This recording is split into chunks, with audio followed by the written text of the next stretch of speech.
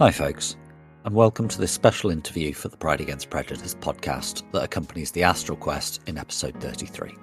This was recorded straight after we finished recording the episode, partially to help us decompress from a pretty emotional experience, but also to give you the listeners the reasons we decided to cover such challenging subject matter and how we approached it, as well as some thoughts on how it relates to the Sixth World in general. It discusses much of the same subject matter, so if you chose not to listen to the episode, please feel free not to listen to this one as well.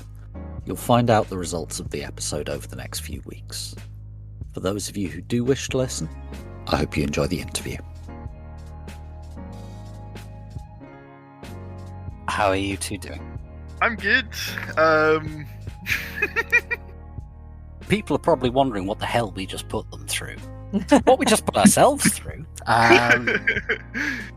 With this, I had wanted to awaken Sunshine for reasons that will become clear eventually.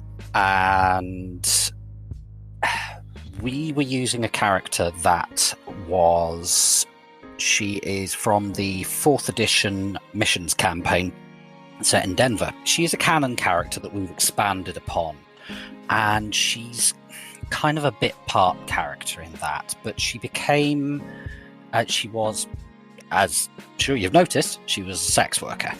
So we had that character legacy. And the Dweller on the Threshold, as I emphasised to Rosie and to Michael when we were planning this, the Dweller is not evil, but it's definitely not nice. And it wants, insofar as we understand its wants, to test those that encounter it, and it will use everything from somebody's past in order to do that. Michael and I, well, not to put too fine a point on it, we are both dudes. Yeah. I did not feel that we could discuss this subject matter as two guys in a sensible way, not sensible, in a way that was respectful of the subject matter. So I asked Rosie, our lovely editor, to give us a hand. Yeah. I couldn't have done this without them. I gave these folks the brief. How did you two go about building this? So, I guess I'll start. Yeah. So, as Vince already said, Sunshine is a canon character who sort of accidentally along the way of another campaign that is still ongoing. Our home game. Our home game, yeah. Which is not published, but it's, yeah. That's going 3 years. Yeah. Nearly every week for 3 years, my God. Like the one good thing that came out of COVID. Yeah. I should mention as well, actually, that Rosie here is a player in that game as well, as she plays a fantastic character called Dixie, who's just the most wholesome character you will ever come across. Dixie's amazing. Very different to the Dweller on the Threshold. Yeah. The Dweller's a douche. My character in that main campaign, Luna, fairly organically, I would say, ended up spending more and more time with Sunshine. No, those names were not planned, by the way. It just happened. So I ended up with two characters, one called Luna and one called Sunshine. This is eternally confusing for your GM. And yeah, then they kind of eloped together, I guess, to... Eloped, got tossed out of Denver by Ghost Walker. Sunshine didn't have to come. She chose to come with Luna, which was a big... True. Yeah. Luna didn't exactly have a choice in the matter, though. Yeah, like Luna was leaving, and then she was like, hey, Sunshine, so... New York?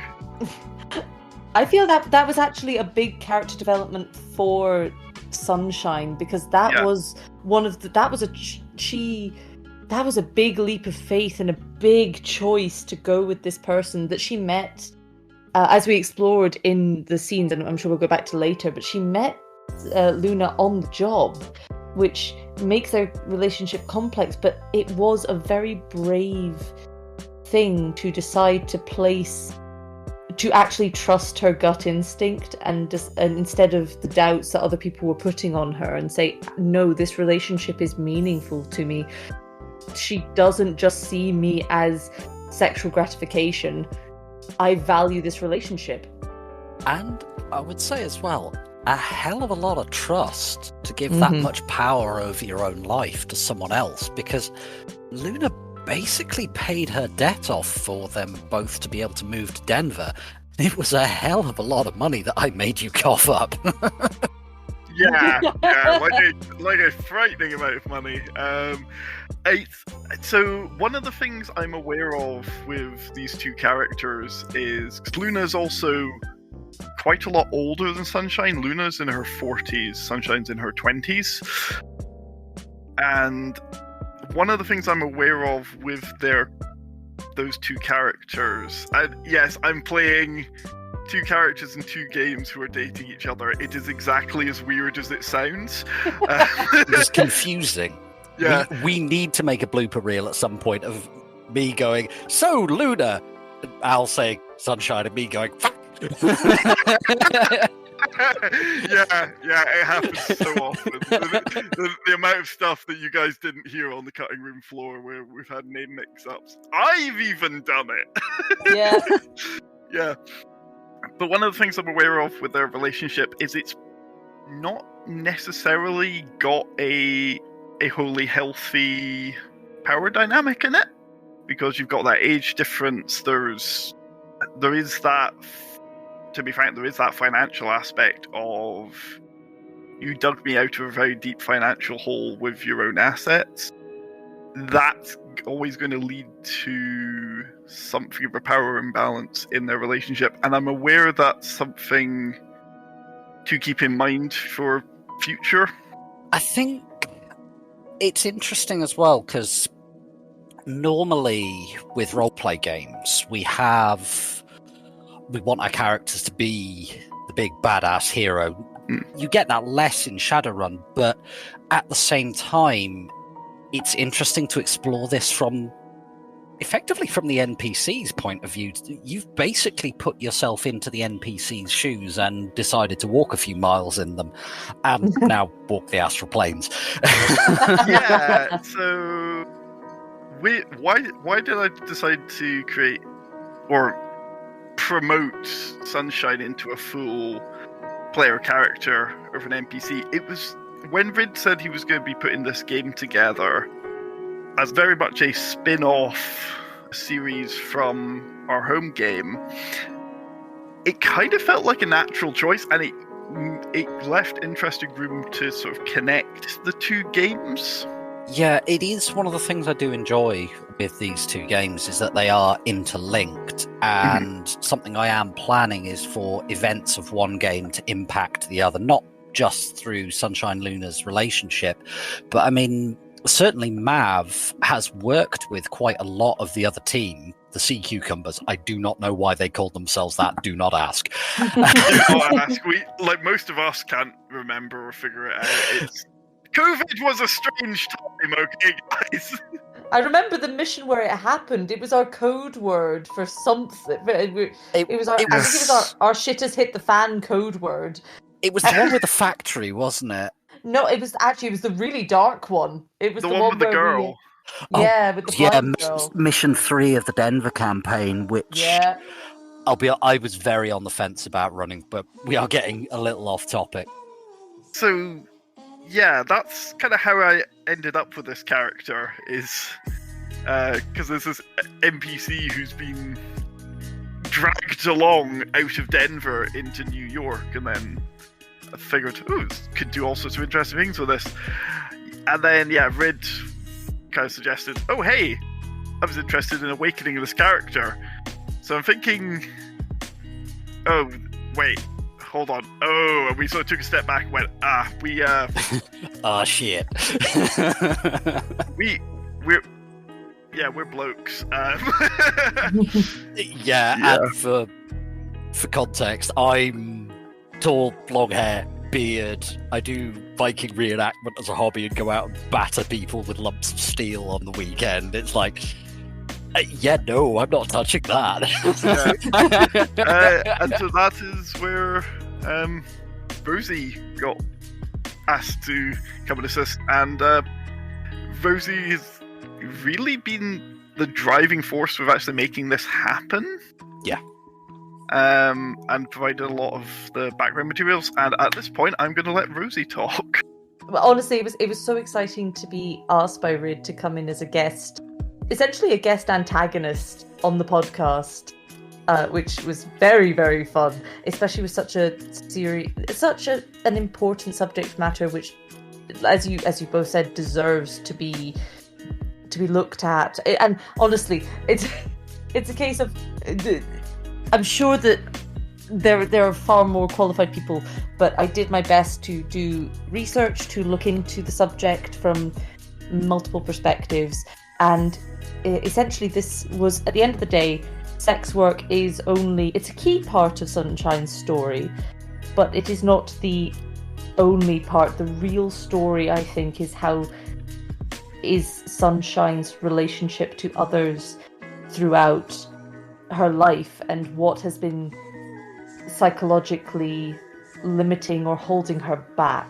So that was the main thrust of it. The sex work as an aspect for me was just another way of looking at the way that the coping strategies that Sunshine has, which have stopped being coping strategies and have become dysfunctional practices. You still didn't bloody pull your punches, pal. No. And again, I think it was really important that it was well researched, and Michael and I both looked at sex trafficking rings and the tactics that the organisers of these groups use to trap, usually women, not always, into participating in these and financially keeping them in debt bondage, which means that they cannot escape from these situations. They're told that they can, but there's a constant accumulation of debt which keeps them at the mercy of these people. All of the little details we put in were things that both people who have worked in this kind of sex, and we should also stress there are multiple different types of sex industry. There is legitimate and consensual sex industry where the people participating and providing a service are in control, and then there is the type where people they are not in control, and this is something that is being inflicted upon them. There are two very different sides to these industries. So yeah, we wanted to make it clear that this episode was not about consensual sex work. This was about debt bondage sex work. Yeah. I think one other aspect to it in the context of Shadowrun is that sex workers in the sixth world are very much there. It's always been a part of the canon of Shadowrun and cyberpunk in general. But very often those sex workers are victims or objectives or something you just need to get someone you just need to get information from. And I'm accidentally objectifying these people in my own language at the moment, which is kind of what the sixth world does to everybody. It grinds every single person down and commodifies them. Your only value is what you can contribute to the corporation or purchase from the corporation and consume. And Shadowrunners are the people that live in the margins and say frag you to the megacorps and reclaim a little bit of that individuality.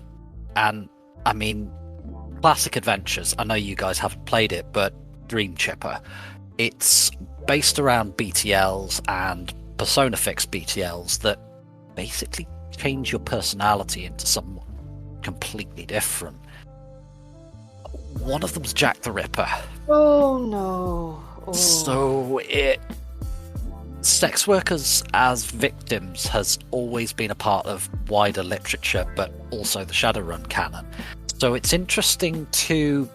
Okay, I needed help to do it, but to give them a voice and have a character who's come from that background and is reclaiming themselves and their individuality and their personhood in the way that Shadowrunners do, but that's the background they're coming from.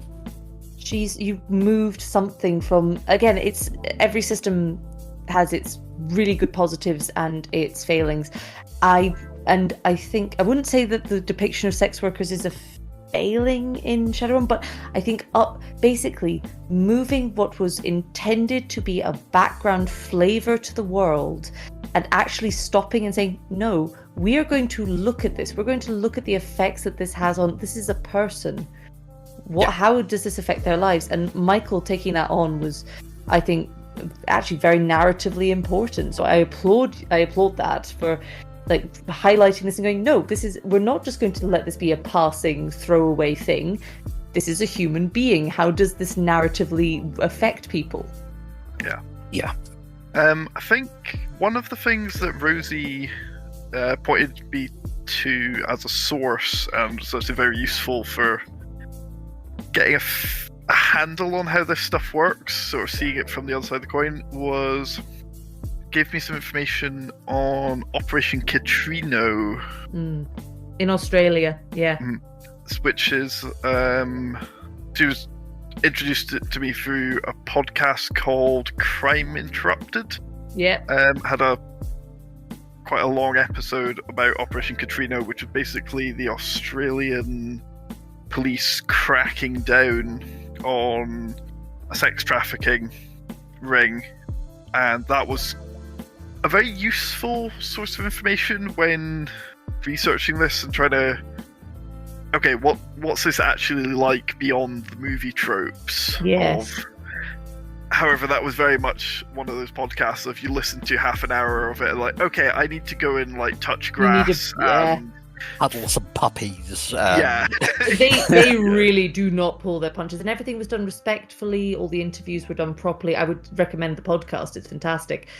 But it was, for me, it was also little details that we put in there. So when I was describing the back room where Sunshine took her breaks, that was taken directly from a police description of a back room in one of these brothels that they investigated. The bottles of mouthwash. The random Botox lying around, stuff like, and the way it was very casual. It was just completely casual. This was completely normal. Yeah, and I think we wanted to get across the really grim side of, what this sort of sex work is like, without going into too much horrific gory details. Yeah.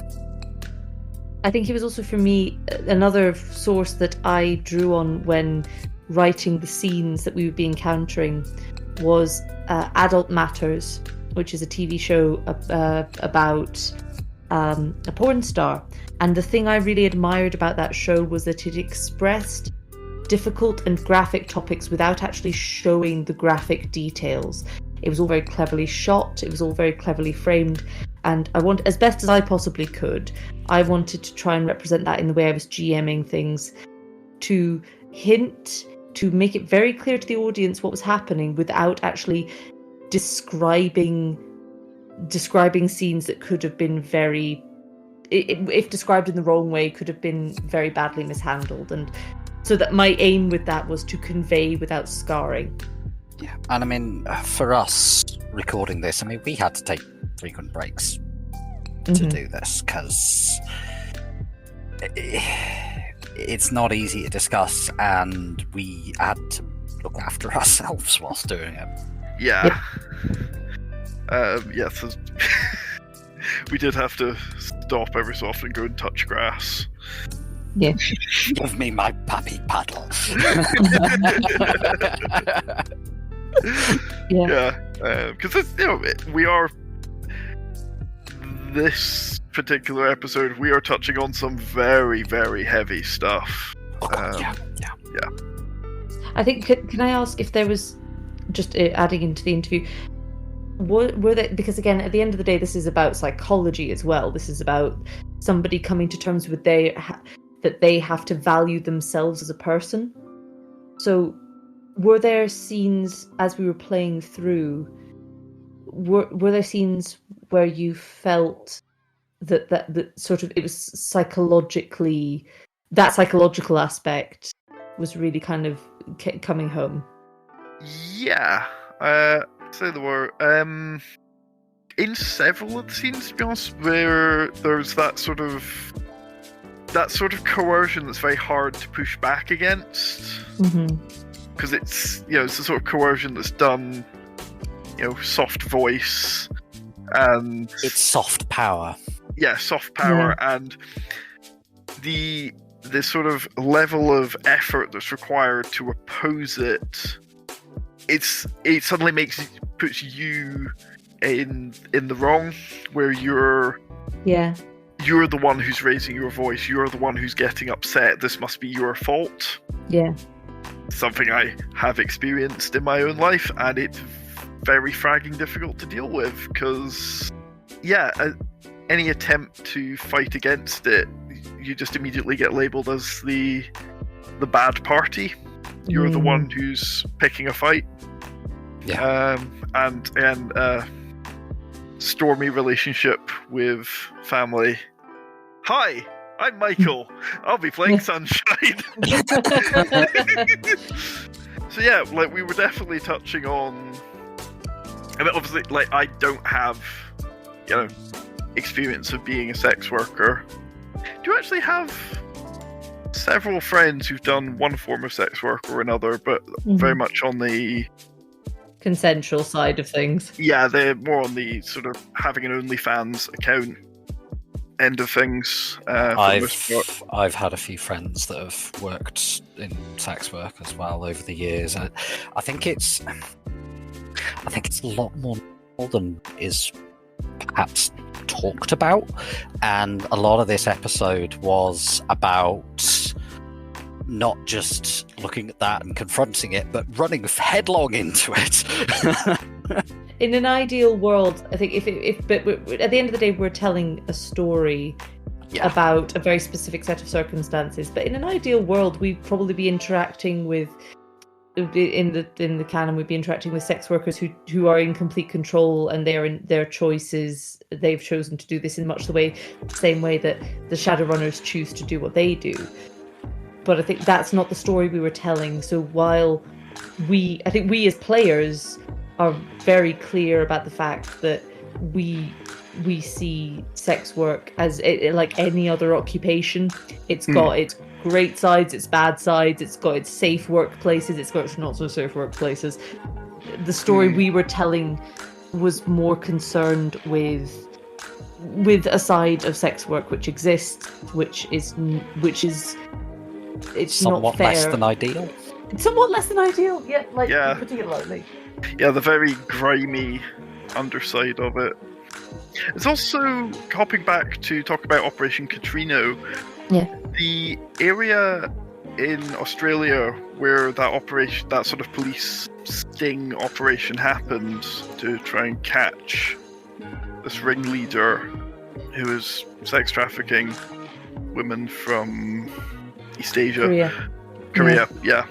That was actually in a state in Australia where sex work is legal and is regulated. So that was very much... The two were almost existing side by side.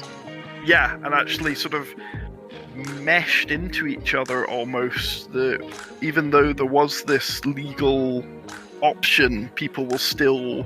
They can almost use the legal end of things as like a smokescreen to hide their criminal activities. Something that you were saying earlier, Rosie, that I thought was quite interesting was about how some sex workers in the Sixth World are having a choice in what they want to do. It also raises questions not just about sex workers, but about everyone in the Sixth World, about how much choice do they really have and how at the mercy of the greater powers they are, be it great dragons, megacorps, the fragging dweller upon the threshold. They actually have. And even Shadowrunners, to some extent, yes, they're living in the margins, but they're still needing these... They're living in the cracks between these big, like, tectonic plates that are moving around, just trying not to get crushed by them. Yeah. And they also couldn't exist without them.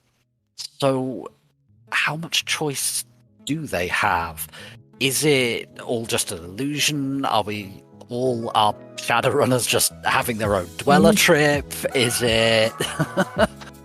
Yeah. It's really a bit of a nightmare in the way that sort of looking at the ultimate extent of Marx's criticisms of capitalism, where we have become, since we have become, how do I put this? We are so divorced from our own selves we have become products. So we sell and we are sold to, and we sell ourselves in the Shadowrun constantly. So in terms of Shadowrun, the narrative, sex work is just another form of selling, of making yourself a product, which everybody in the Sixth World is doing. To a greater or lesser extent. I mean, the ugliest troll Street Sam, who looks like he's walked into a door repeatedly and then had it slammed in his face several times. He's selling his body as well. He's a meat shield. He's there to soak up the lead for the rest of his team. He's shoving cyberware into himself to get that edge, to be that little bit faster, that little bit stronger, that little bit tougher. And he's cutting away his essence, which is essentially his soul. So he's selling himself as well. He's just selling something different. Yeah. It's still a kind of prostitution. So to sort of expand on that, there's a couple of... It's one of these sort of sound-bitey things that does the rounds on Facebook every so often, but if you think a sex worker sells their body but a coal miner doesn't, you don't have a problem with selling your body, you have a moral issue with sex work. Yeah. Exactly. And I think that was a key thing here. We didn't want to just add to seeming to say, oh, and we're morally judging people. It's like, no. If this was who we're judging are the people who are manipulating people. And yeah, that was nothing from Operation Katrina. A lot of these women worked in the sex industry and were perfectly happy with the choices and the work in Korea, but it was a very different type of work that they were being forced into in Operation Katrina. Yeah, and it was very much using particularly debt and sort of incurring financial costs to keep working as a form of control. And to a certain extent, again, I'm trying to use this as like a microcosm to look at the sex world in general. Yeah. How's that different to a wage slave working for Ares Macro Technology or As Technology? Yeah, they're still being manipulated. They're still being abused. Yeah. They're still being held there by debt. Yeah. So, I mean, like, a common thing with Shadowrun is, of course, cyberware. What if you need cyberware for your job? Oh, just get it through the corp. They'll fund it for you. You just pay it back. There's plenty of Shadowruns that are repo men. Somebody's left the corp. Their investment is still in that person. We would like our investment back. And excuse me for going down this road, but that even extends to parents who they have a kid that's educated by the corp. They try to leave the corp. No, the corp wants that kid to stay there because they've paid for that education. Them is an asset, and it's Shadowrun. For all we have fun with it, it's an awful world. yeah, it's a terrible place to live. I would also say this is expanding on a conversation I've had with a mutual friend of myself and Ryd's, Cathbad, to use his runner name, effectively. Yeah. You gotta have to explain that to him, and I want to be there for that conversation to watch the first look of confusion, then oh cool on his face. Yeah. So yeah, Kafad, very, very cool guy. But I remember having a conversation with him on a very similar thing about in our world nowadays. How free are any of us really? Because, like we all have to buy food, right?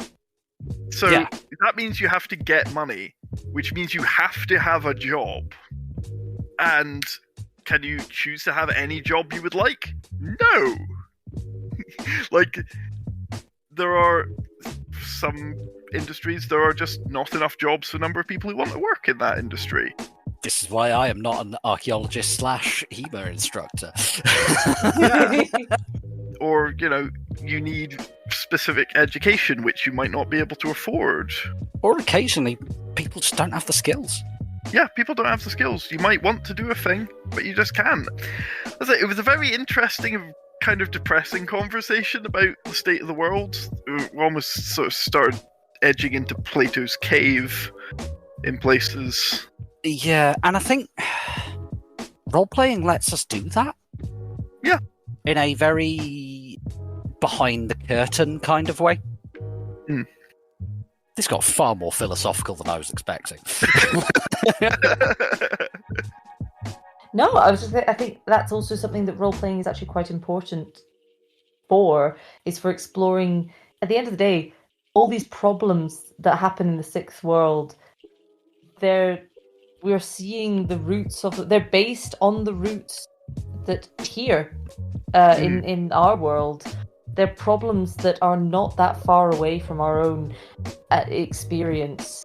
And I think that that's another reason that it's important to look at these things in fiction, is to then turn around and look back at our own world and go, actually, that's looking not so good. And it's one of the things that Shadowrun is good at because it is near future. Mm. It lets us look at certain aspects of our world in a lot more detail than perhaps a fantasy setting would. I mean, don't get me wrong, I love Warhammer Fantasy Roleplay, but it's bloody silly.